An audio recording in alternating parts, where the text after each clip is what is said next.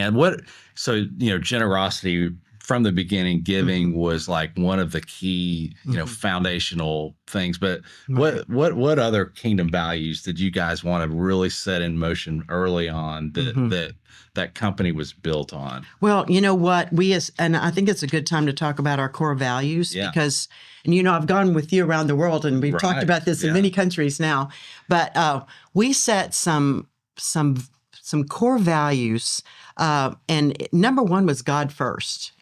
And you want kingdom-minded people with a responsibility to steward your relationships and your monies. And you want to have a responsibility to be wise with your money. And then number two was family and employees, internal and external. We have marriage counseling. We have personal counseling. We have financial coaching. We have...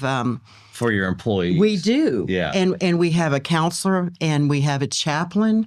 And because I feel like your business can be your church, part of a church. I'm not saying it is the church, but you steward it like you have a priestly presence there. You have a priestly presence. Yeah. In fact, every Monday morning we have prayer, and we have people that give their prayer request.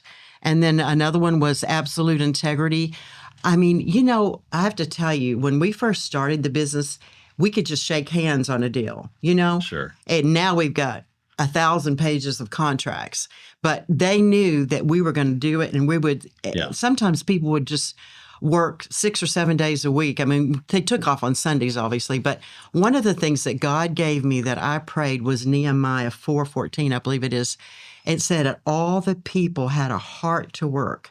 And I'll tell you, that's an incredible thing, because you can hire somebody for 8 hours, 9 hours, 10 hours, and they give you 4. Right. But we had the ability, with God's help, to hire people that had a heart to work. They were excited about coming to work. Which creates a culture. That's exactly what we did. Yeah. And it's still there today. And then the other thing was service.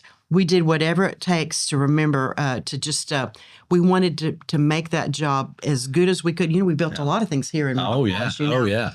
And we wanted to serve the people. I remember Paul would get calls maybe early morning. Hey, we got a roof leaking on a church, or not a church necessarily, but a school.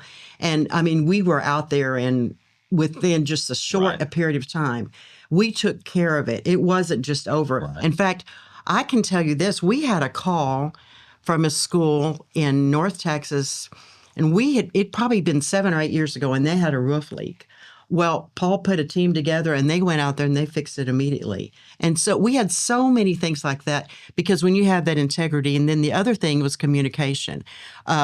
We always wanted to have this communication with our people and our clients, that we just sat down and had an open conversation. Right. Nothing was wrong, or nothing was, everything could be said, because we wanted to be able to talk to them.